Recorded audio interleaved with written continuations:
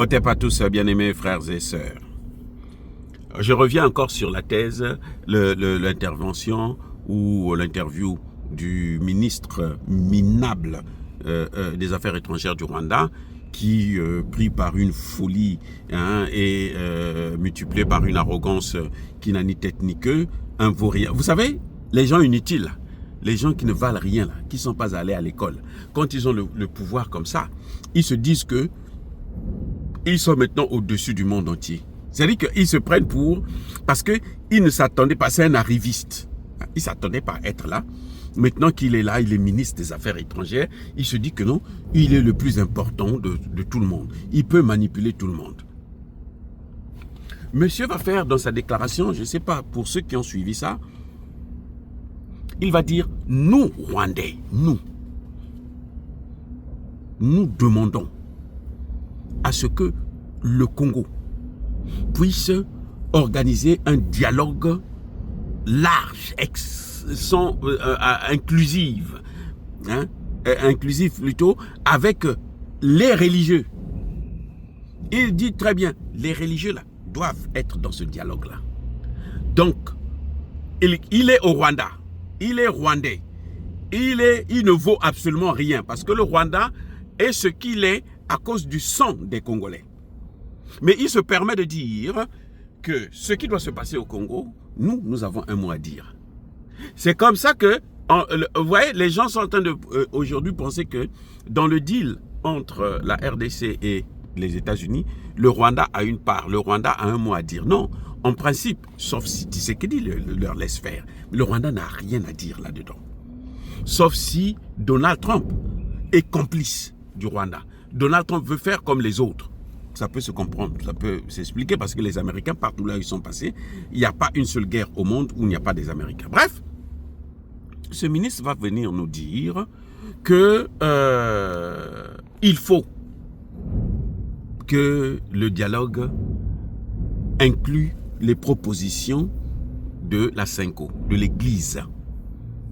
Cette église qui a été déjà déboutée au Qatar, parce que les Qataris ont dit, nous, on n'a pas besoin de vous, vous n'êtes pas une institution. Vous, si vous voulez dialoguer, allez-y voir avec votre gouvernement, ça ne nous regarde pas. Ils sont allés aux États-Unis. Donald Trump a refusé de les rencontrer. Massad Boulos a mis les points sur les i. Il a dit, il est hors de question de négocier avec ces gens-là. Il faut négocier plutôt avec, allez voir ça avec votre gouvernement. La même thèse que les Américains et les Qataris ont posée. Et ce monsieur vient dire, c'est une affaire des Congolais. Il reconnaît que c'est une affaire des Congolais, mais il a un mot à dire en tant que Rwandais. Parce qu'il est ministre des Affaires étrangères, donc lui, il doit parler, quoi, puisque le Congo, c'est rien. Vous savez, c'est ça que je vous ai toujours dit, et j'ai pris cette phrase-là chez... enfin, c'est un frère du Congo démocratique qui m'a rappelé ça, quand je le suivais, le frère Moubenga, qui disait « Yanke azana plonaye, yumape azana plonaye ». C'est-à-dire que la victime, le bourreau a son plan, mais la victime aussi a son plan. Et au final, la victime finit par neutraliser le bourreau. C'est pour ça qu'on dit, quand on dit ça, on dit Yuma Abara Yanke. C'est-à-dire que la victime a fini par neutraliser son bourreau. Parce que les deux ont un plan. Vous savez, vous êtes en train de taper quelqu'un, mais quand vous êtes, pendant qu'il pleure, pendant qu'il souffre, il est en train de réfléchir comment il peut faire pour vous terrasser. Ne vous leurrez jamais sur ça. Il est en train de réfléchir comment il faut faire pour vous terrasser. Et dès qu'il a l'occasion, dès qu'il aura l'occasion, il va le faire, il va vous terrasser, il va vous envoyer. Voilà. Donc, quand les gens parlent là, il faut savoir que comment on appelle, ce Rwandais là, il faut qu'il sache, il y a un temps pour tout. Et il y a le principe qu'on appelle le karma. Les Occidentaux, les Blancs disent le karma. Nous avons ça aussi. Tout se paye ici-bas. C'est d'ailleurs pour ça que nos ancêtres avait toujours fait un effort d'être le plus juste possible. Parce qu'ils savaient, ils avaient déjà compris que tout se paye. Et ça se paye ici-bas. Vous voyez la France, la Grande-Bretagne, les Américains, Trump là, veut coloniser l'Europe. Hein. Maintenant, eux, ils s'opposent. Alors qu'eux, ils ont colonisé l'Afrique, ils continuent d'ailleurs jusqu'à aujourd'hui. L'arrogance, quand on est un homme politique de ce rang,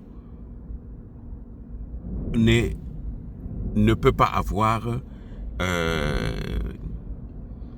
ne se justifie pas, les amis. Il faut apprendre à être modeste, parce que le pouvoir, il n'a jamais été éternel. Je dis bien, jamais été éternel. Il y a un pouvoir, un temps et un autre. Quelqu'un d'autre prend ce même pouvoir et peut aussi vous faire. Vous savez, ils ont mis Kabila, c'était un Rwandais.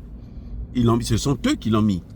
Hein, la coalition occidentale et le Rwanda, ils ont pris Kagame, on l'a élevé au rang de Kabila plutôt, on l'a mis chef de l'État d'un pays étranger, parce qu'il est Rwandais, et pendant 18 ans, il a régné son partage.